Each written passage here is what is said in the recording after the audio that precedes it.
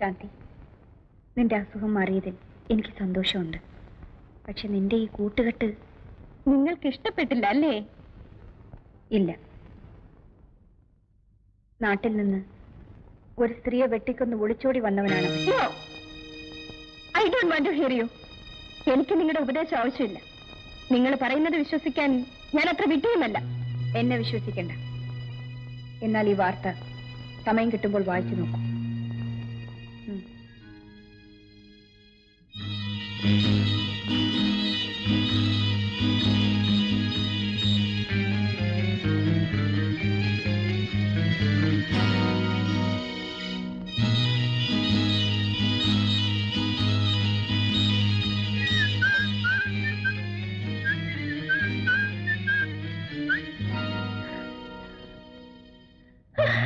ശാന്തി,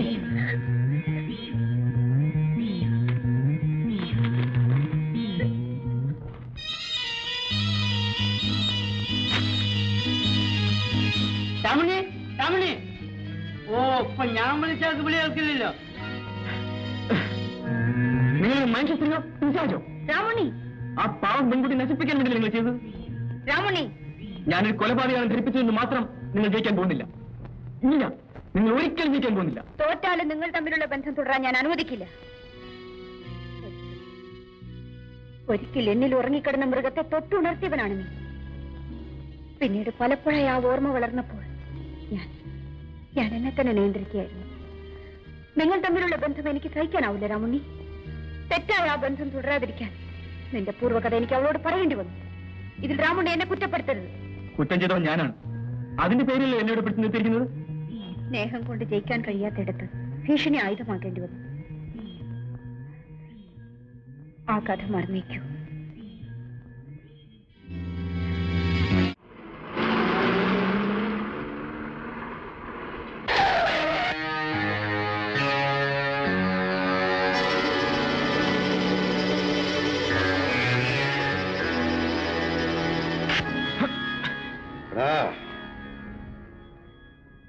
അന്ന് നീ എന്റെ കയ്യിൽ നിന്ന് രക്ഷപ്പെട്ടു.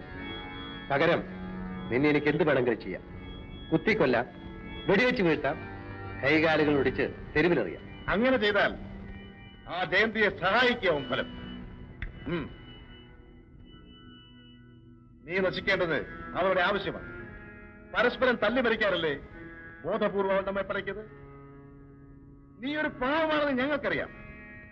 അവളുടെ ദുർബുദ്ധി ഊഹിക്കാൻ പോലും നിനക്ക് കഴിയില്ല. നാളെ നിന്നെ അവൾ എസ്റ്റേറ്റിലേക്ക് കൊണ്ടുപോകുന്ന എന്തിനാണെന്ന് അറിയാമോ? നിന്നെ കൊല്ലാൻ. എന്തിനാണ് എന്നെ കൊല്ലുന്നത്? ആ ശാന്തിയുടെ കാര്യത്തിൽ നീ ഇടപെട്ടില്ലേ? അവളുടെ സ്വത്ത് തട്ടിയെടുക്കാൻ നീ ശ്രമിച്ചില്ലേ? ഇല്ല, ഞാനൊന്നും ചെയ്തില്ല എന്ന് ജയന്തി വിശ്വസിക്കുന്നു. അതിനു മുൻപ് നിന്നെ നശിപ്പിക്കാൻ ഞങ്ങളെയാണ് ഏൽപ്പിച്ചത്. ഞാനും വീരയിലും ചെയ്യാൻ മടിച്ച കാര്യം നാളെ തനിച്ച പറ്റി സൂക്ഷിച്ചോ. നിനക്കൊരു മാർഗമേ ഉള്ളൂ, അവളെ കൊല്ലുക. നീയല്ലേ നാളെ കാർ ഓടിക്കുന്നത്? വഴിയിൽ കാണുന്ന ഏതെങ്കിലും ഒരു കൊക്കയിലേക്ക് നിനക്ക് ചാടി രക്ഷപ്പെടാവുന്ന വിധത്തിൽ വണ്ടി മറിച്ചിട്ടേക്ക്. അതിന്റെ പേരിൽ പിന്നീട് എന്തുണ്ടായാലും നിന്നെ സഹായിക്കാൻ ഞങ്ങളുണ്ടാവും.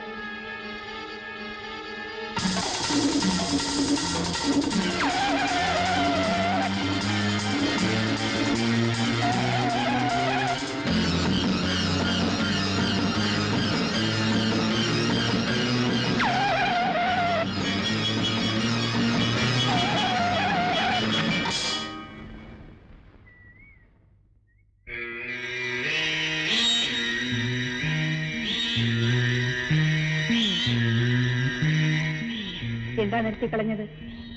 കുറച്ചുകൂടി മുന്നോട്ട് ആ കൊക്കയിലേക്ക് വീഴാൻ പാകത്തിൽ ഓടിക്കാമായിരുന്നില്ലേ? നിനക്ക് ചാടി രക്ഷപ്പെടാനും എന്നെ അപകടപ്പെടുത്താനും അതല്ലേ കുറച്ചുകൂടി സൗകര്യം?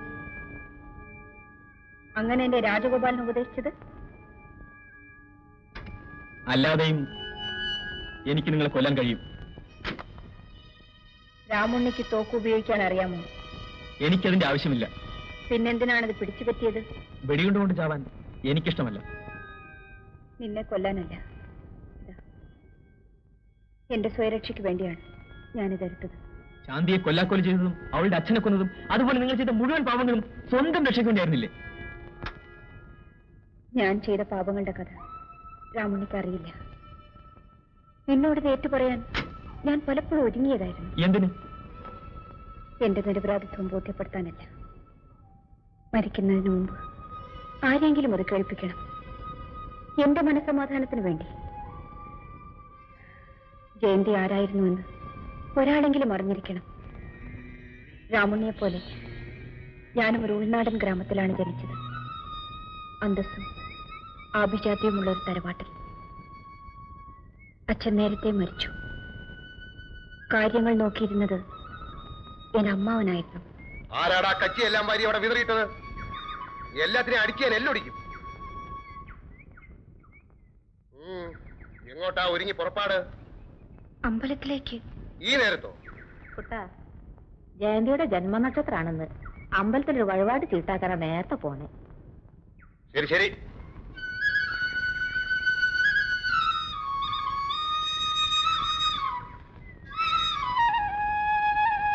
ഈ വഴിപാട് ചീട്ടാക്കാൻ തുടങ്ങിയിട്ട് കാലശിയായി. അമ്മാവനോ മറ്റോ അറിഞ്ഞാൽ ദേവനും ദേവിക്കും ദോഷാണേ. ഞാൻ പറഞ്ഞില്ലെന്ന് വേണ്ട. നീ ഇങ്ങോട്ട് നടക്ക് വേഗം. കുട്ടി എന്തിനാ ഓടുന്നത്? ആളവിടെ തന്നെ ഉണ്ടാകും.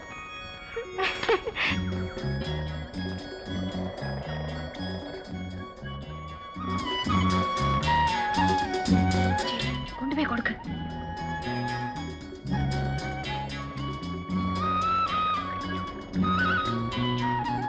പായസം പിറന്നാളാണ്. ആരുടെ പിറന്നാളാണ് അവർ തന്നെ തരട്ടെ.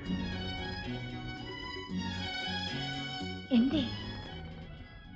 ആരുടെ പിറന്നാളാണോ അവരുടെ കൈ കൊണ്ട് തന്നെ തരണമെന്ന്. അതെങ്ങനെ? ആ ആളിങ്ങോട്ട് വരുന്നുണ്ട്. നാണി, നിങ്ങൾ പായസം കുടിക്കുന്ന നോക്കി നിന്നാലേ എനിക്ക് കൊതി കൂടും.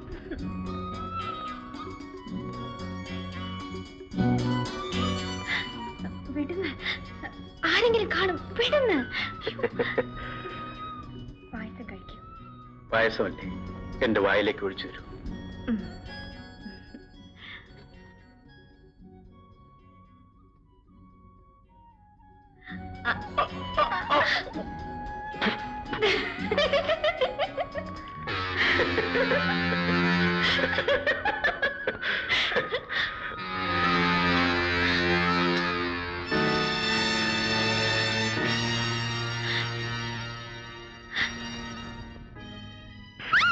ഈ തറവാടിന് പുസ്തകം ഉണ്ടാക്കാൻ വന്ന അസത്തെ നിന്നെ ഞാൻ കൊല്ലും. ഇനിയും ഇത് ആവർത്തിച്ചാൽ എനിക്കിങ്ങനെ ഒരു പെങ്ങളും അനന്തരങ്ങളും ഇല്ലെന്ന് ഞാൻ കരുതും. ഈ വീട്ടിൽ നിന്നും രണ്ടിനെയും അടിച്ച് പടിയിറക്കി പിണ്ണം വയ്ക്കും. എന്റെ പൊന്നുമോളെ, നിനക്ക് എന്ത് പറ്റി? നീ പഠിപ്പുള്ളവളാണ്. ഈ തറവാട്ടിലെ പെണ്ണുങ്ങൾ തനിച്ച് പുറത്തിറങ്ങാറില്ല. അന്യ പുരുഷന്മാരുടെ മുഖം കാണാറില്ല.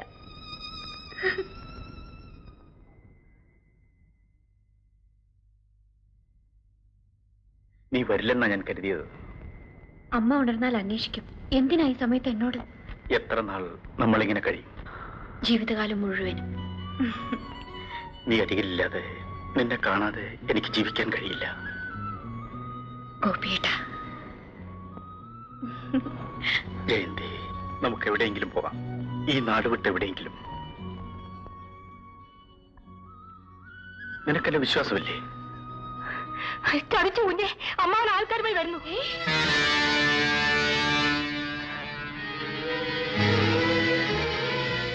വരൂ, വരാൻ.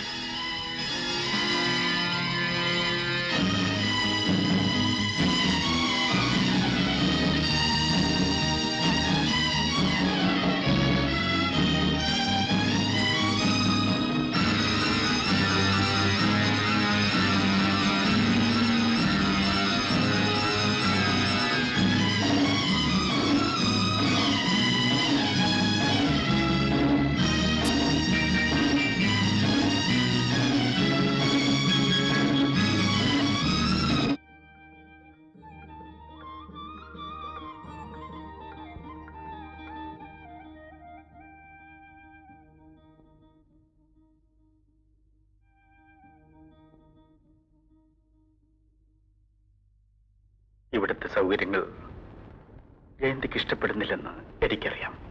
സത്യം പറയൂ, എന്നോടൊപ്പം വന്നതിൽ നിനക്ക് ദുഃഖം തോന്നുന്നില്ലേ? ഒരിക്കലുമില്ല. ഗോപിയേട്ടൻ അടുത്തുള്ളപ്പോൾ എനിക്ക് സന്തോഷമേ ഉള്ളൂ. ഇവിടെ എന്താണ് ഒരു കുറവ്? കുറച്ച് പാത്രങ്ങൾ വാങ്ങിക്കണം.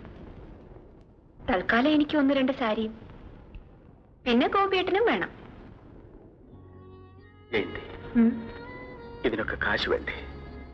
നിന്റെ വളയും ചെയിനും വിറ്റ കാശ് കൊണ്ടാ ഇത്രയും നാൾ നമ്മൾ കഴിഞ്ഞത്.